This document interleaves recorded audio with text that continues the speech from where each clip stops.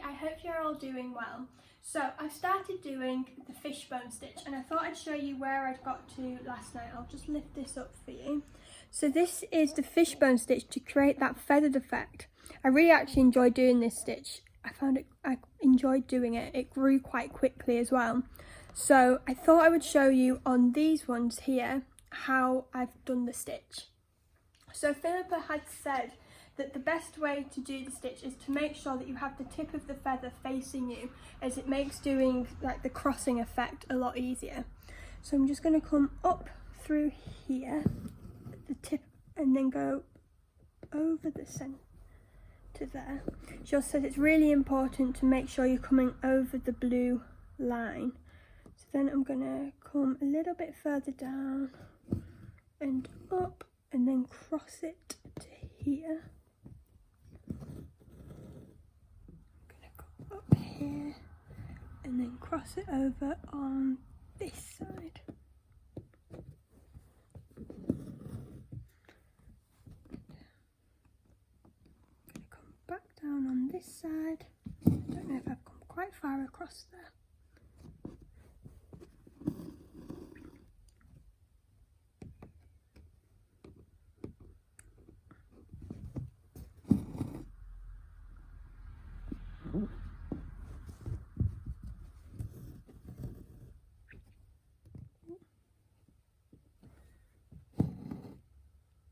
I did find on the ones I did before that sometimes I maybe made the cross a bit too wide, so there was too much linen showing underneath, and with that I did just go back and put a few extra ones in just so it looked nice and bulked out.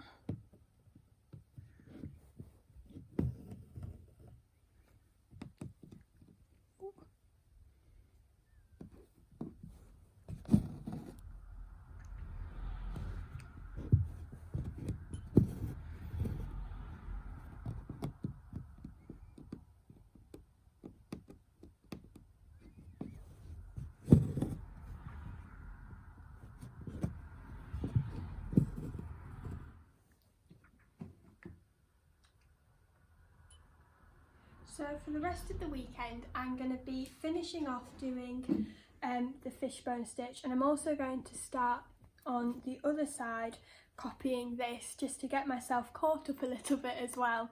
So I will leave you with Phillipa's video, which is on the long and short of soft shading again, as that's what we're going to be moving on to on Monday to finish off doing the bird. So all on here. So long and short soft shading part 2, as the sun comes out and it looks so tempting to go outside, but I'd really like to show you where I've stitched over this area, and you can see there are little shadows between some of the stitches. Now if you want a really bulky perfect look, then you would probably go over with a single thread and work just in exactly the same places over in a single thread, starting from the middle and working to the side. If you found any gaps around the edges here, for example, then you can just bring up your needle and just pop it down where there's a gap and let it bed down. So you can either do that in a single or a double thread. It's easier in a single thread though. So I've worked one half of the hammock, and now I'm returning to the center, and I'm working, starting with a 3/4 length stitch and just finishing off my thread by beginning the second half, which you'll finish in exactly the same way.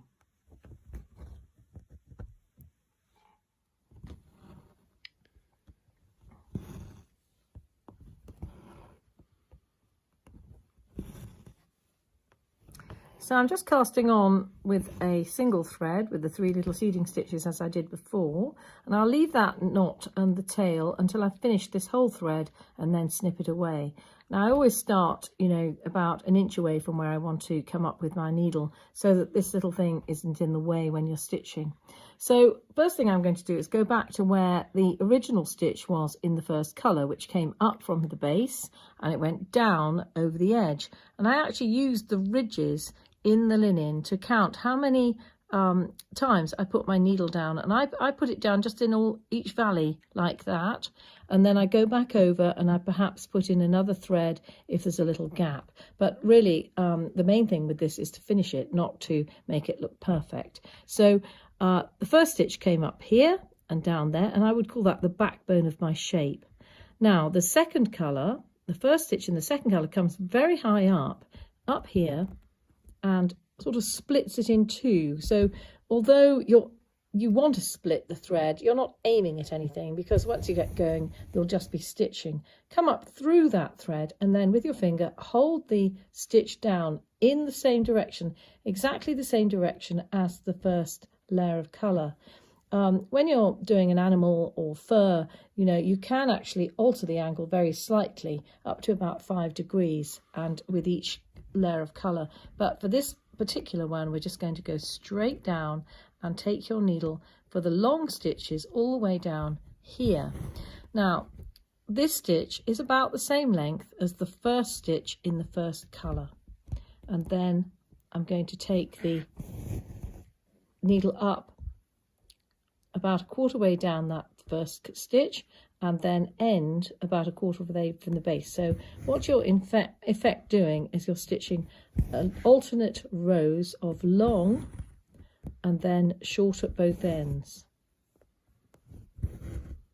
Long, and when you have the long stitch, just lay it down, use your finger to keep the direction, and pop it in. And you'll see that at the base here, I'm not really allowing for the third colour. The third colour will come up through this.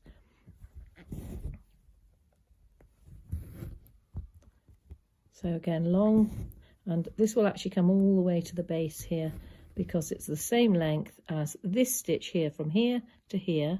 When I come up through that, that will actually come down on there. Now I've left a little gap there, so I'm just going to pop in another 3/4 stitch, because I'm slightly skew with angle to show you it in the sunshine. And then as you go towards the edge of this area, your stitches will just go long and 3/4, because of course all the stitches would end up behind this other hill that's just blocking your view.